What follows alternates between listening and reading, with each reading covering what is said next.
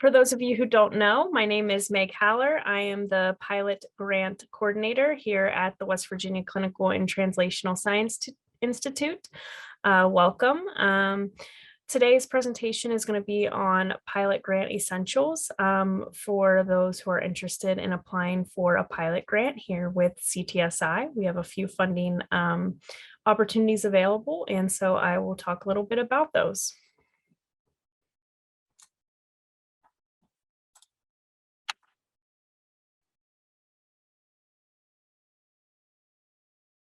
Okay, so we have, first I just wanted to talk a little bit about CTSI and who we are.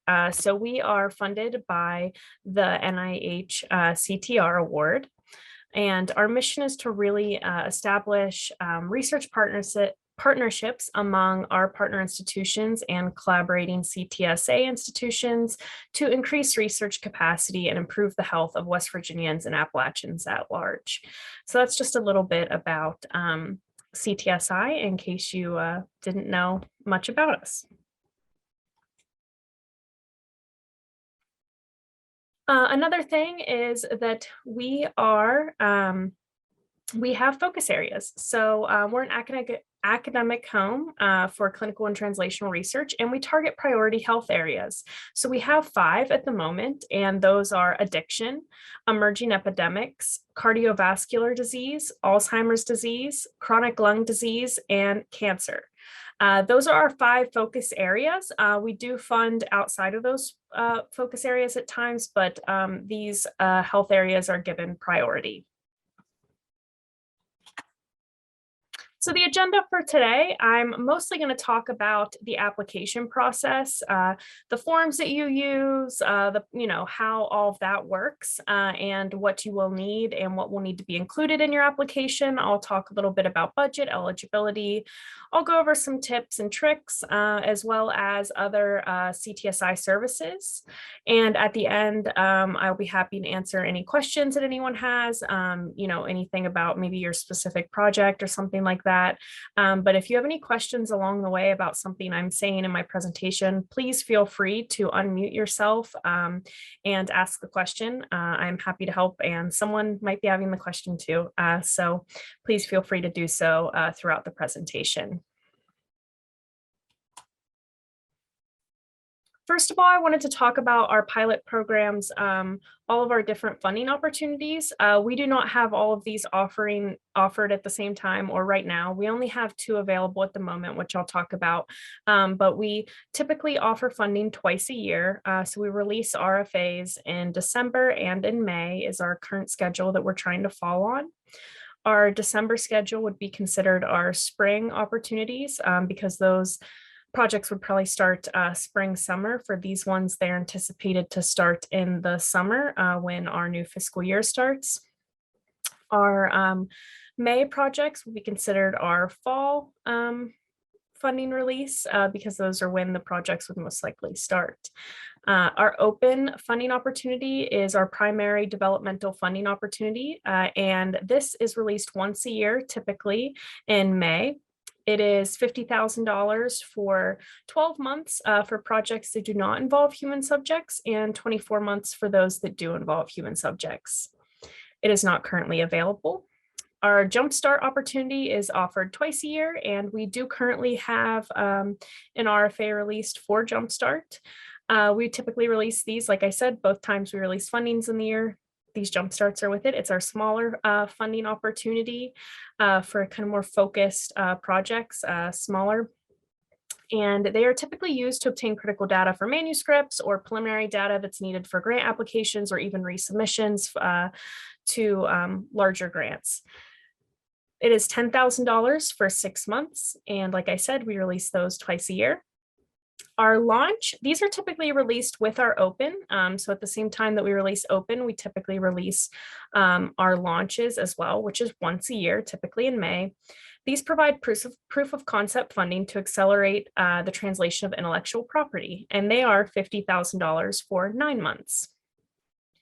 Our rapid response, so these aren't released on any sort of schedule. They're released as needed, and it is to accelerate CTSI supported research toward an emerging health issue. We have not released this, but we did release one during COVID. We had a COVID pop-up funding, and these are $30,000 for 12 months.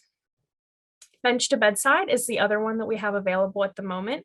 This is where a basic scientist and clinical investigator work as co-PIs on a project that includes a basic science as well as a clinical component. It can go up to $50,000 per year, and it is up to 24 months. We release these on alternating years, once a year. So we released it this December, and we will not next December, but the following December. So those, the bench to bedside and jumpstart, are the only current ones out at the moment. But I just wanted to give everyone an idea of our different funding programs and when we typically release them. Eligibility. So in each individual RFA, there will be more information on eligibility, but overall, it's not our opportunities are not limited to WVU investigators. Principal investigators must hold a faculty or faculty equivalent position at one of our partner institutions, including Charleston Area Medical Center. At Marshall University, the PIs must hold an appointment in the School of Medicine at Marshall, West Virginia School of Osteopathic Medicine, and all campuses of West Virginia University are eligible to apply, as long as you hold that faculty or faculty equivalent position. Like I said, our two available RFAs are Jumpstart and Bench to Bedside. The Jumpstart, these do not require a letter of intent. Full applications are due February 1st. For the bench to bedside, a letter of intent are required for these, and the letters of intent are due January 25th. If you are asked to submit a full application, those will be due March 22nd.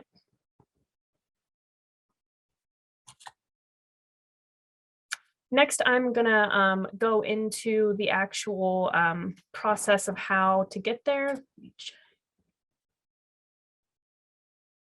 Can everyone see my slides? Yes. Yes. Yes. Okay, I saw in the chat someone asked, and I was worried that I was, sharing with myself over here. I think the question was, can you share the slides afterwards? Okay, gotcha. So this video will actually go up on our website, and I can ask to also have the slides go up as well on our website afterwards. And the deadline for bench to bedside, it opened. So the RFA opened in December, and the due dates are, as I said, so the January 25th is the due date for the letter of intent. And then March 22nd is the due date for full applications for those who get asked to submit. Any other questions before I move on? So I have a question. You said that the deadline for the letter of intent is January 25th. Is this sent to you directly? It is submitted through iLabs. So I will show on the RFA, there is a place that gives detailed instructions on how to apply through iLabs. Okay, thank you. Yeah, no problem. Okay, so I'm going to show exactly through, if you go to the homepage of our website, exactly how to get to the RFAs and to all the information. So it's going to start with WVCTSI.org.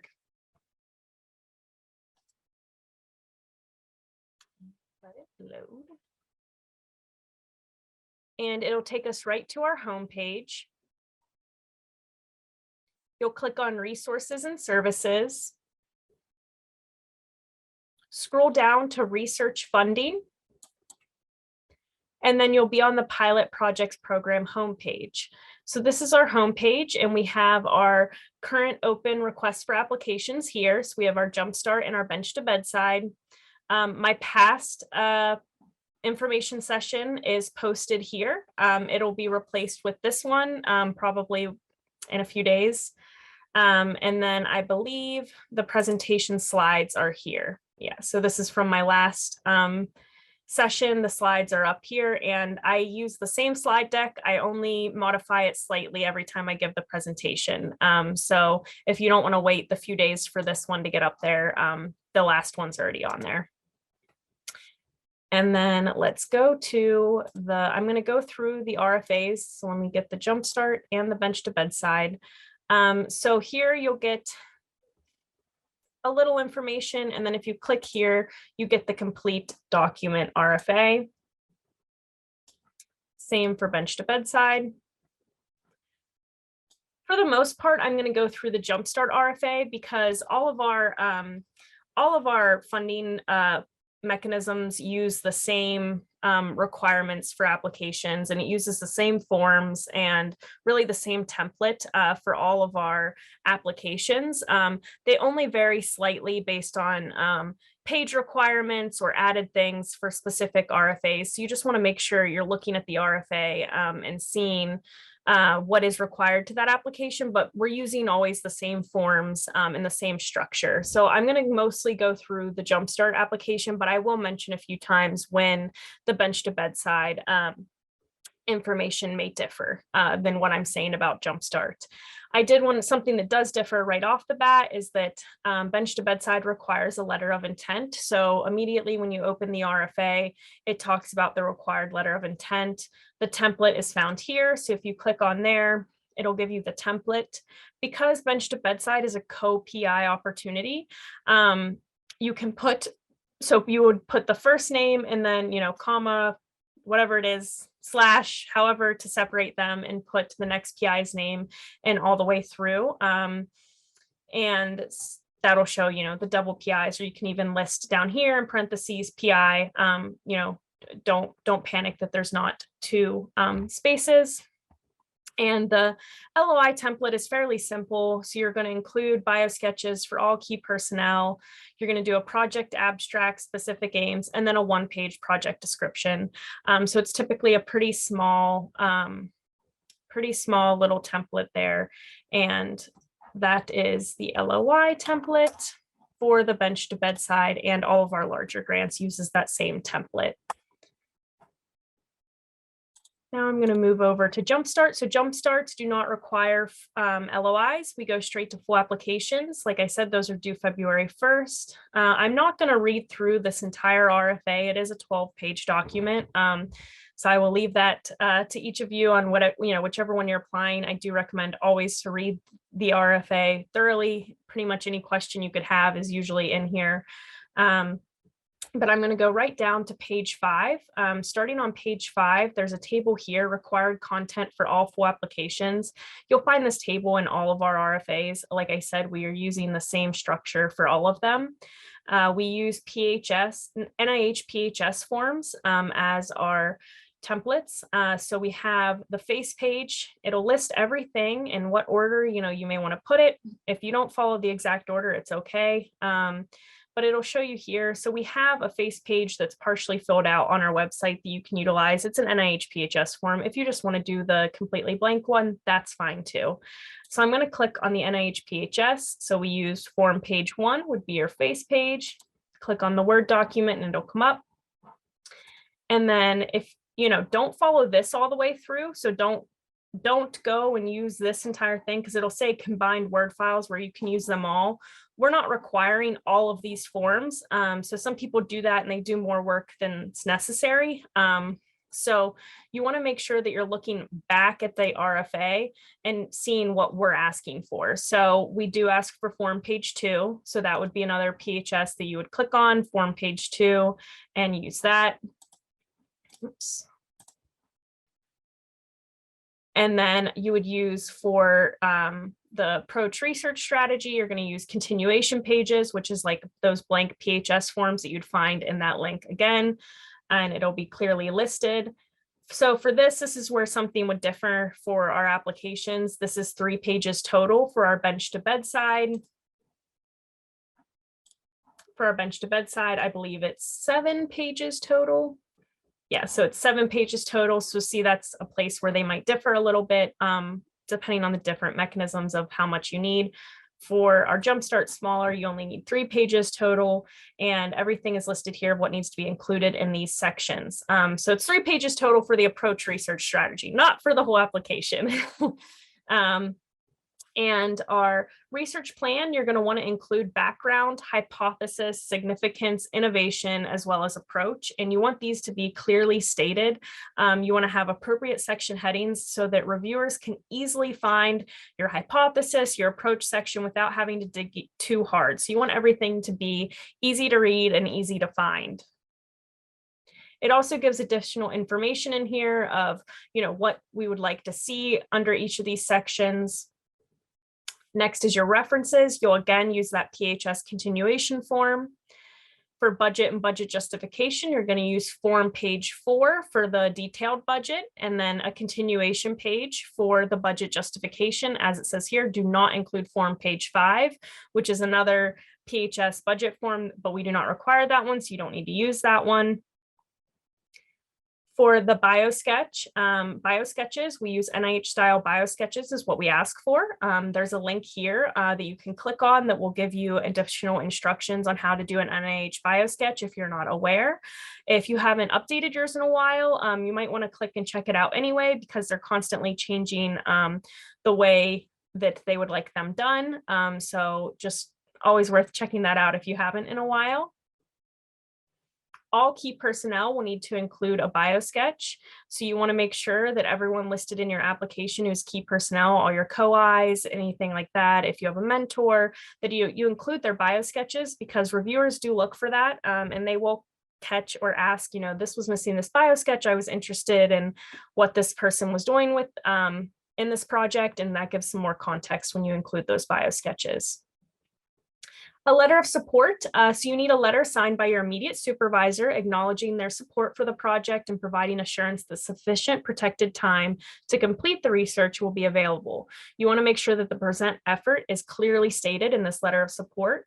For our smaller grants, we don't require a specific amount of percent effort, but for our larger grants like Bench to Bedside, 10% effort needs to be given towards this project, and it needs to be clearly stated in the letter of support by your immediate supervisor.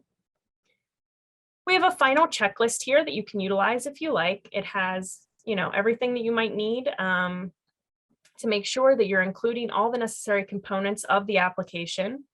I'm going to go on to next to talk a little about these additional application components. So we'll talk more about budget in a minute, but I want to go down to this next table. So if you have human subjects protection, you have a little bit more. Up here, you'd be, you're pretty much done after that if you don't have any human subjects or vertebrate animals in your study. If you do, you need a little bit more. So for this mechanism, Jumpstart, no clinical trials are allowed. For our larger grants, such as Bench to Bedside, clinical trials are allowed. So for Jumpstart, though, they are not. Human subject projects are allowed, but they cannot be a clinical trial. Our human subjects template, I'll go over that when I go over the example application. There's 4 questions it'll ask that will help you determine if your project is a clinical trial. And if it ends up being one, then it would not be eligible for the Jumpstart opportunity. So we have, I'm sorry if you can hear my dog barking.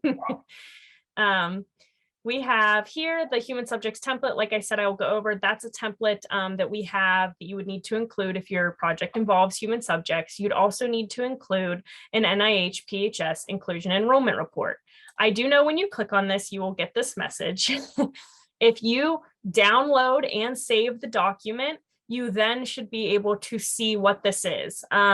If you're still having troubles and that doesn't work for you, please feel free to reach out to me and I can try to send it to you in different ways for it to work. It's like that on NIH's website too, and we have a lot of issues with, not everyone has issues with it, some people do. I do when I click on it. So I totally understand if you're having issues, but typically if you download and save it, it works.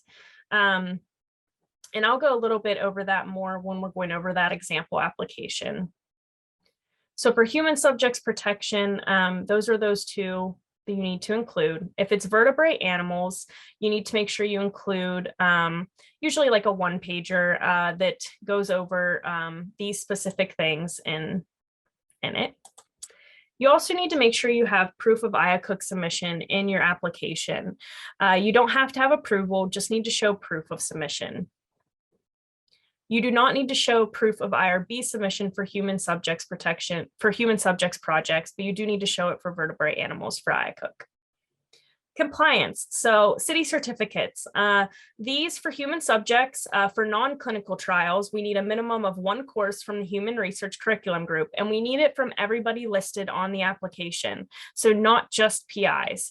And you need to make sure that they're not expired. I know it can be a bit of a headache to gather these from everyone on your team, but please do so. And same with vertebrate animals, you need any course from the animal research curriculum group. So that's just something to keep in mind. I'm happy to answer any questions about those if you have any, but please note that I do not have access to anybody's city certificates or IRB IACUC records. I cannot pull those. So you do need to make sure you include that in the application. If you have prior CTSI or EMBRI pilot funding, there's a 1-pager and there's information in there that you need to make sure you include. Same with if you're doing a resubmission, it's a 1-pager and there's some information in here of what you would need to include for that as well. Going down here is what I talked about with that iLab instructions. So part 3, it goes over, if you need to create an iLab and you have WVU credentials, if you need to create an iLab account from a partner site and you do not have WVU or PBRN credentials, it goes through the instructions for that as well. And then it goes on of how to submit an application, which it's the same for an LOI. Same way to kind of do an application. If you're having any issues with iLabs, please let me know. I'm happy to help and also connect you with individuals within our team who may be able to help more. So please feel free to reach out. I know sometimes people have issues with iLabs, but please try to go through these instructions first. And then if you have issues, please reach out and I'm happy to help. Okay.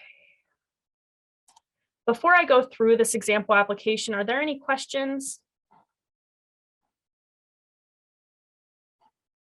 Sure. A quick question. How long does it take when you submit an LOI to know if you're accepted for a full application?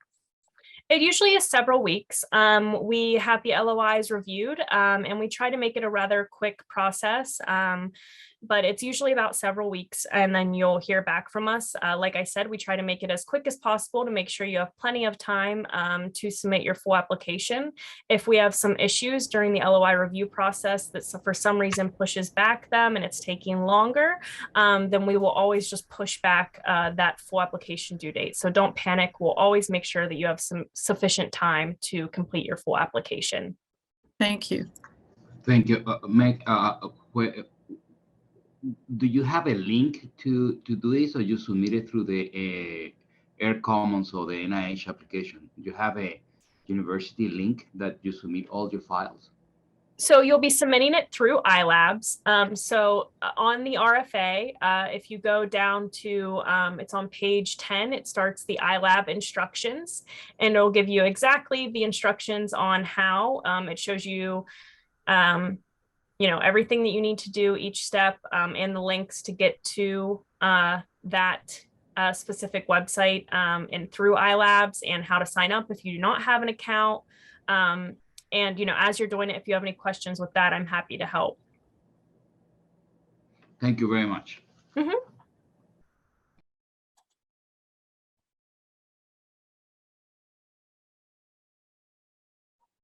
Okay, I'll get started showing this example application. Obviously, this is not a real application. My directors helped me out here with providing their bio sketches and whatnot and creating this, but this would be that face page. So that's that NIH PHS form page 1. You'll see here. And then this is that form page 2 that we discussed. You'll list here all key personnel.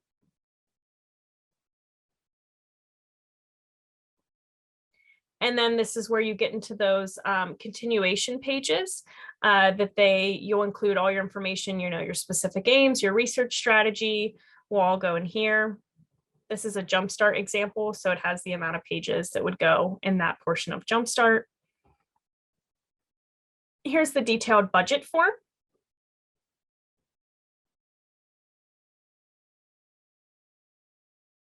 And then next would come your budget justification.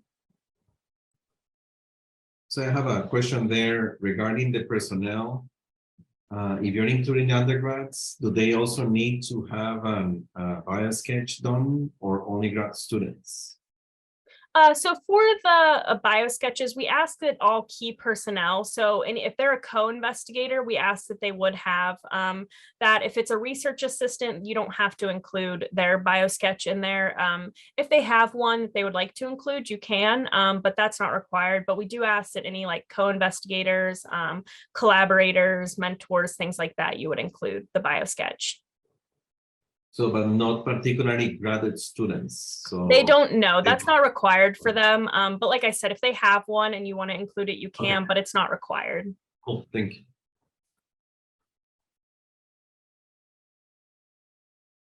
And then next are those bio sketches. So listed on this application was only the PI and the co-I. So this is the PI's bio sketch that was included. These have a maximum of 5 pages. I'm going to go rather quickly through them. I don't know if you all want to read about all their bio sketches, but just an idea. I just wanted to show this to give an idea of how things should be placed. Then this is that human subjects template I mentioned.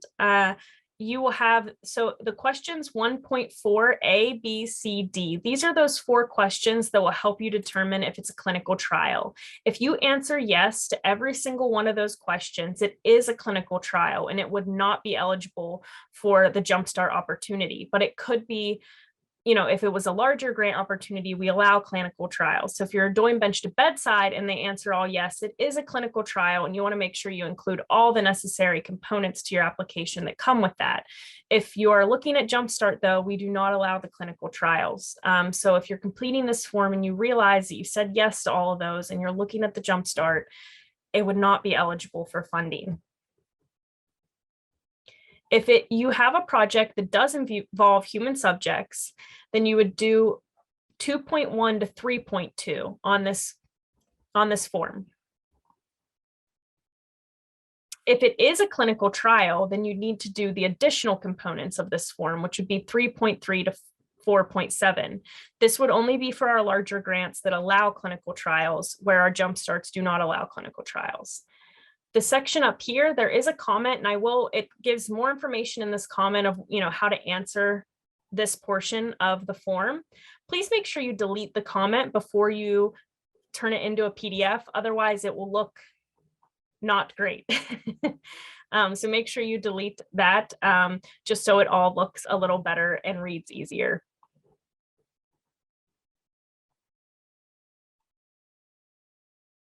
Next would be that letter signed by your supervisor, and making sure the percent effort is clearly stated. Here's that PHS inclusion enrollment report.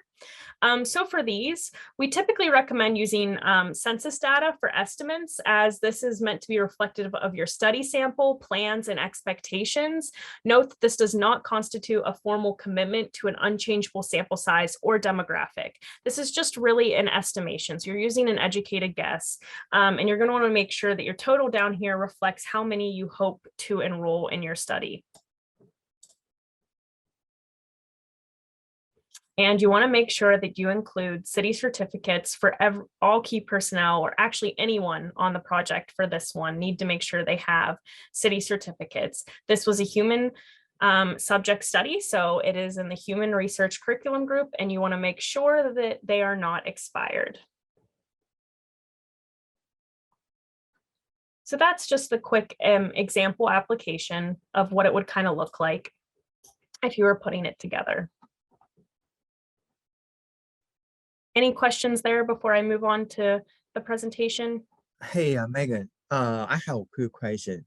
For the data mining or use the medical imaging to do the AI project, that will be below.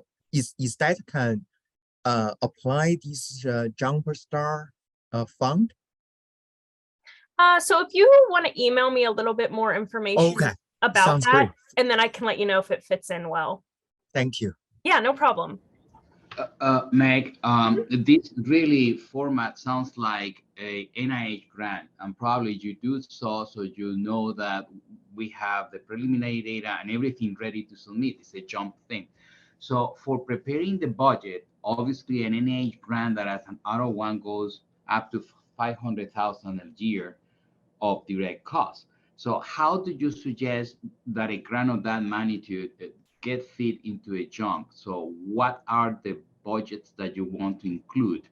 Obviously, salaries to postgraduate fellows and things like that will not be included, neither the time of co-investigators. But that kind of seed money, would you like to be seed for lab animals, antibodies? Is that what I understand? Yeah, that would all be allowable. And I'll go over when I get back to the presentation. I believe the next section is talking a little bit about budgets. I see someone has their hand up. That's me. Maybe I missed that part, but you showed 3 pages for the proposal, like the specific aims, significance. Is it actually 3 pages, or is it like the other NIH grants, much longer? So the actual, let me pull up, I think I still have it up, the RFA. So this part of your application where it's going to be your specific aims and objectives, we ask that your specific aims do not exceed half a page, and then it'll be 3 pages total. So your approach and research strategy should really only be 3 pages. Okay, I missed that part. Okay, thank you very much. Yeah, no problem.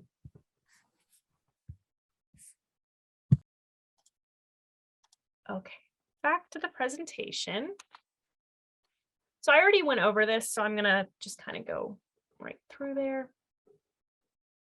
Something that I did not mention was a mentorship agreement plan. So if you're doing one of our larger applications, like the bench to bedside, and you are an ESI and your co-PI is also an ESI, which is an early stage investigator, we ask that you complete our mentorship agreement plan. That is on the forums area of our website, which I will show that area of our website. And that's where you would find the mentorship agreement plan to complete. And you can always let me know if you have any questions regarding that. This is that form I already went through. Sorry, Meg, a question. Yes. In the prior slides, when you say, I think that it says proof of submission, you mean the letter of the animal facility with your approval of your protocol? So it doesn't have to be approved yet. It just needs to show that you submitted. So some people actually submit kind of like a screenshot of an email back saying they've gotten your application or they've gotten your submission. It can be as simple as that. It doesn't have to be anything super official, just showing that you submitted your IACUC, but you don't have to have approval yet. Thank you. And I already went through this form, so I'm just gonna go through that. Here with our budget, so there's a lot more in the RFA on exactly what's allowable and unallowable. It goes all through it in the RFA in our budget section. This is just some quick things I wanted to touch on, especially in the unallowable side. So we don't allow faculty salary. You can, for our larger grants, PIs can request 10% of the budget towards their salary, but please note that that's 10% of your total budget, not 10% of the PI salary. So that is something that can be for our larger grants, not for Jumpstart, as Jumpstart is already a smaller funding opportunity. And we do not allow student stipends, but we can pay student workers hourly through the grant. So that's just something to keep in mind.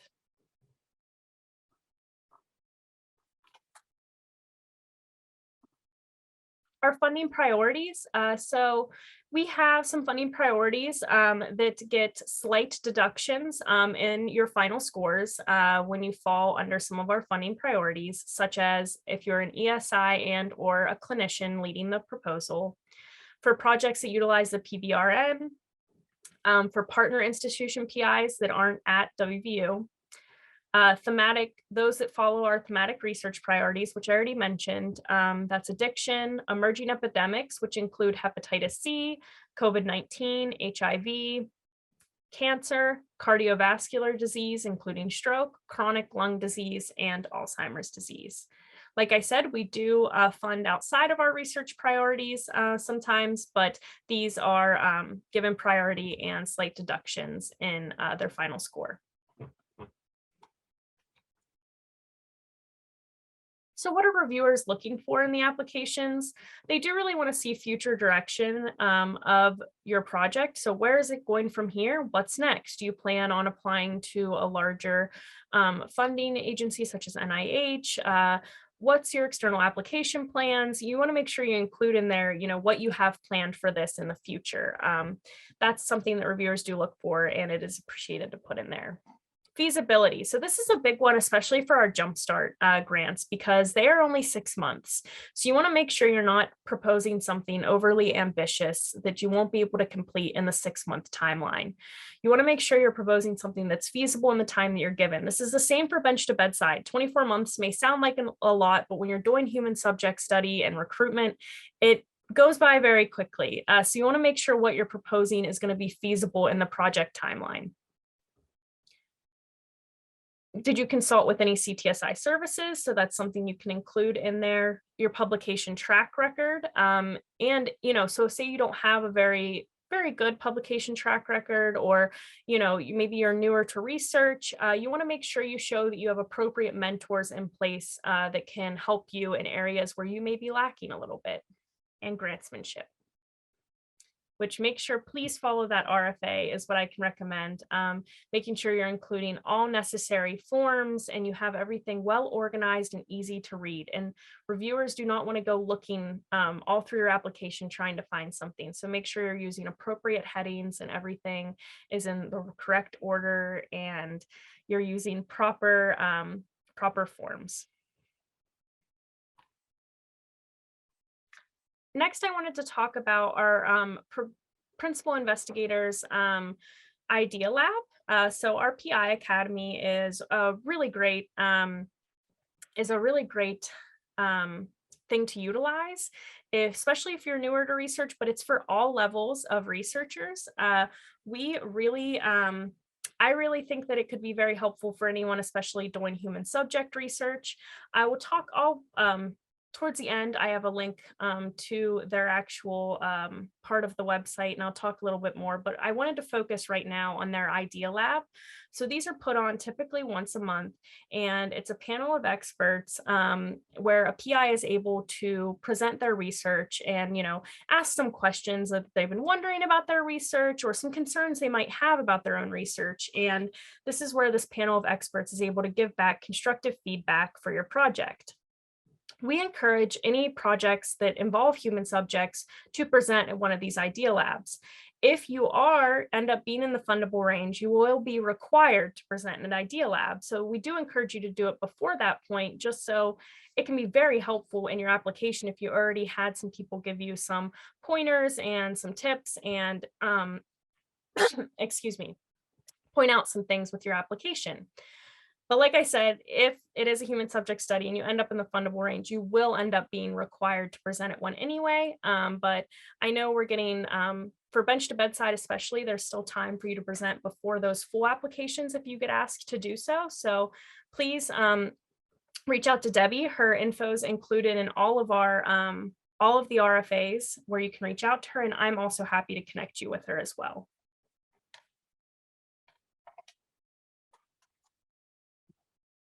Next, I'm going to talk a little bit about our other core services, but first I want to also open it up if there's any questions before I move on.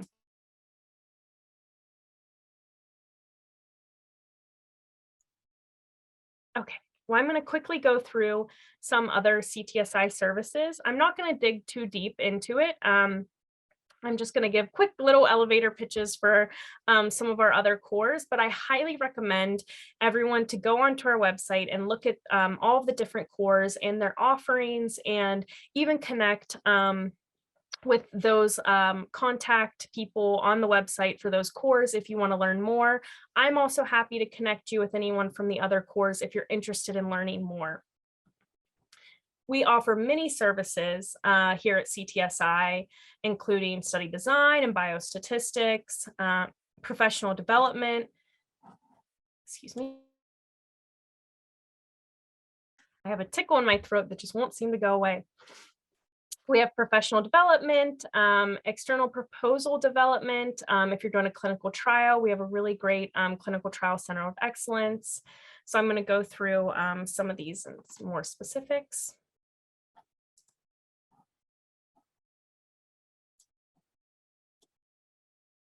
So first, I'll talk a little bit about our clinical research study design, epidemiology, and biostatistics core. They offer study design, statistical analysis, bioinformatics, geographical information system services.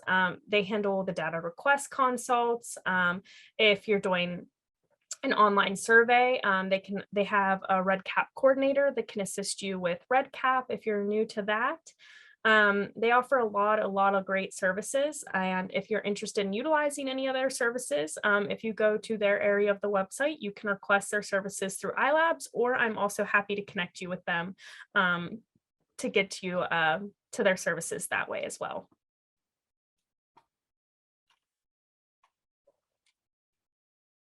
Our clinical research resources and facilities core.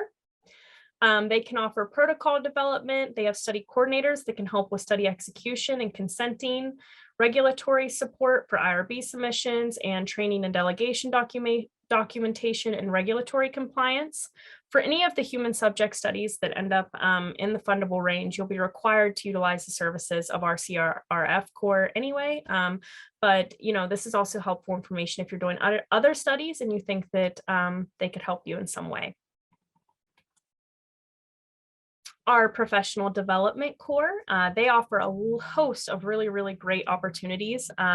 They have research seminars, education programs, mentorship matching. They have the research scholar program, which is really great for early stage investigators.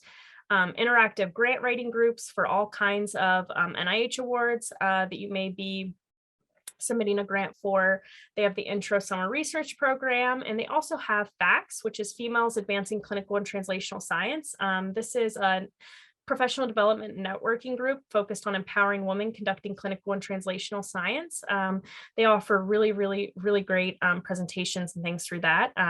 So if you're interested in any of these, please let me know and I can connect you. And also on our professional development part of our website, you can check out more of what they have there and contact points that way. Our community engagement and outreach core. They can connect investigators to community partners, community study design and implementation guidance. If you're interested in the practice-based research network or Project ECHO, the CEO core would be the way to go.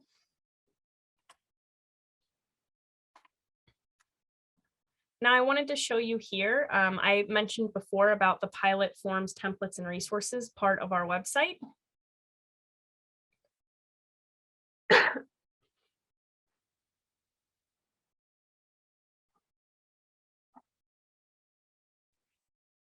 There we go.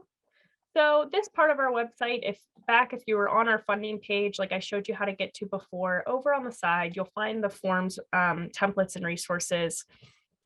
There's that mentorship agreement plan I talked about. If you have any issues combining PDF files, this is really detailed instructions there so that you can utilize that. The decision tree, if you're wondering if your project is a clinical trial, here's a little decision tree that can help you a little bit with that. And some of those PHS forms, that's a link to that. Our RFA will sometimes link you to this page anyway to click on different things. If you're doing a clinical trial, you would need to include the protocol template.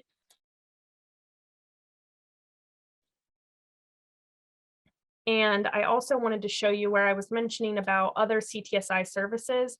So back on our resource and services tab is where you'll find all of those different cores that I was talking about.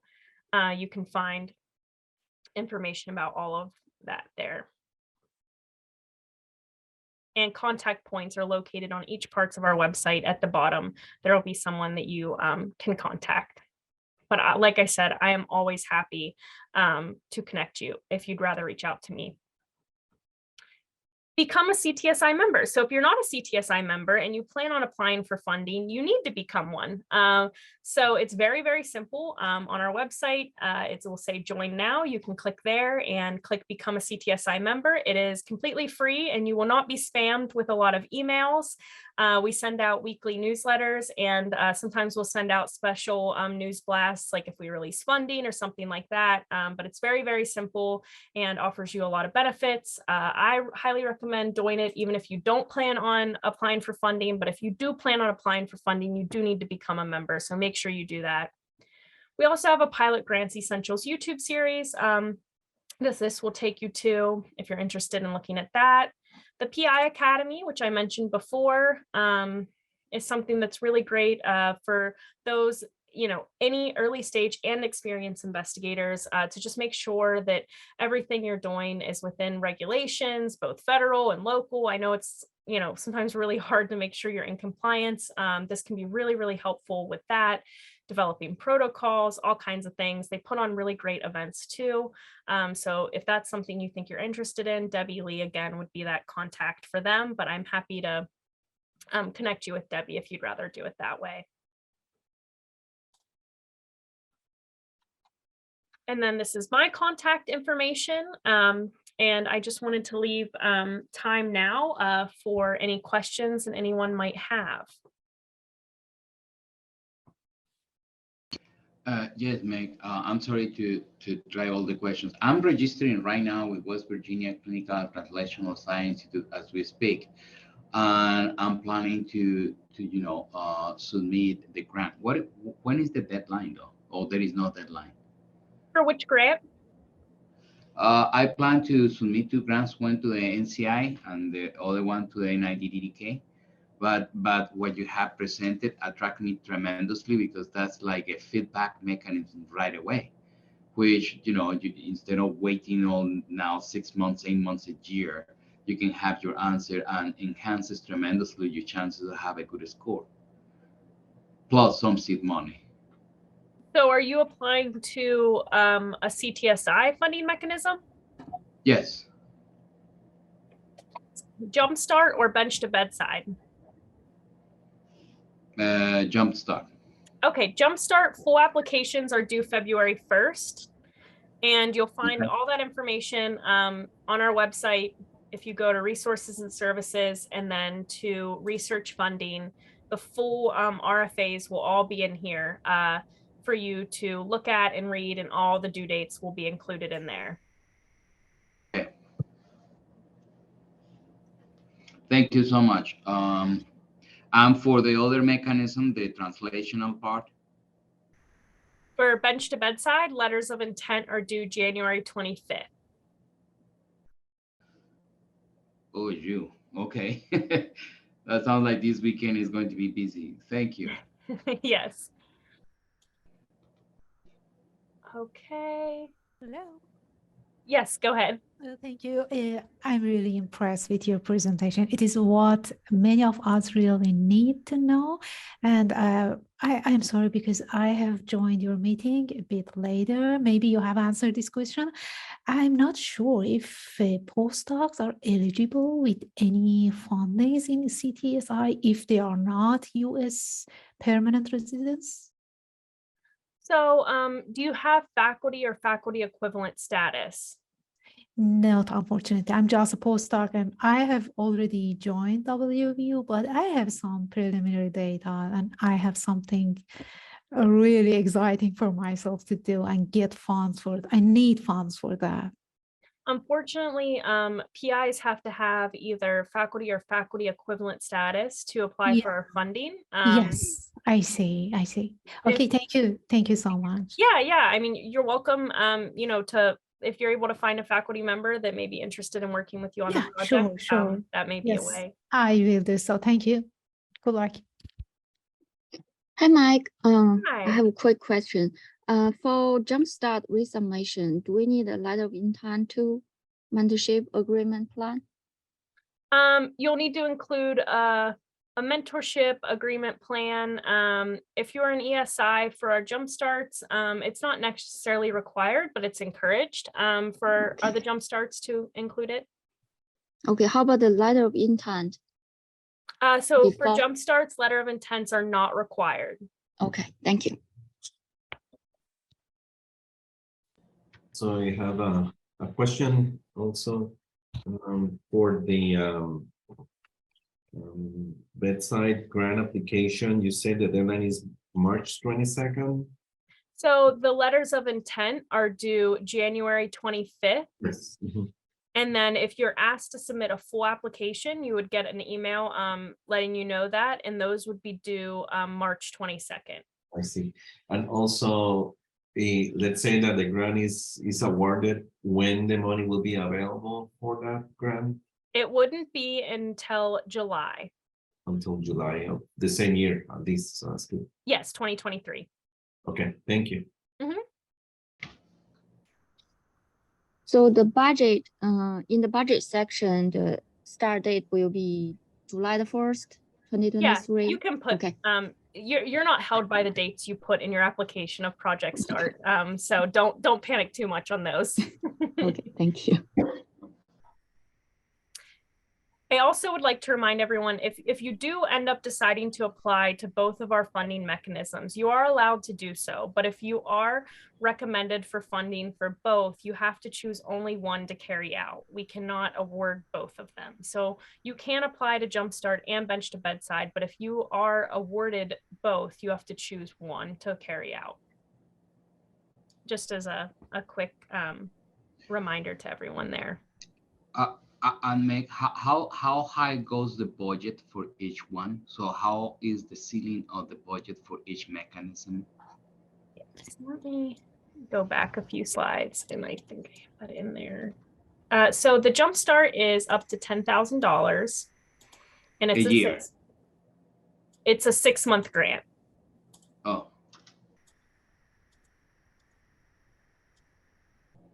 So Jumpstart is 6 months for $10,000, and Bench to Bedside is up to $50,000 per year for a total of 24 months.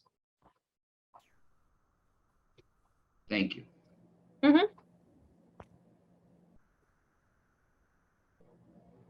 And also a follow-up on that question now that we are in this slide. You said that the application only occur for the Bench to Bedside once a year? Is that The Bench to Bedsides occur every other year. Every So yes, once a year, every other year. Our open funding opportunity is kind of similar to the Bench to Bedside. It's much more general, so it doesn't require the 2 PIs, and it doesn't require a basic science and clinical component. That is offered once a year, and it's a $50,000 up to 24-month opportunity. And we release that one once a year, but Bench to Bedside is released every other year. Okay. Excellent, thank you.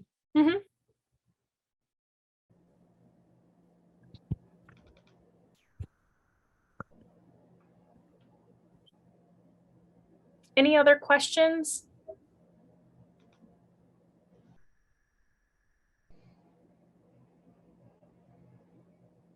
Well, I will. So this was being recorded, and I will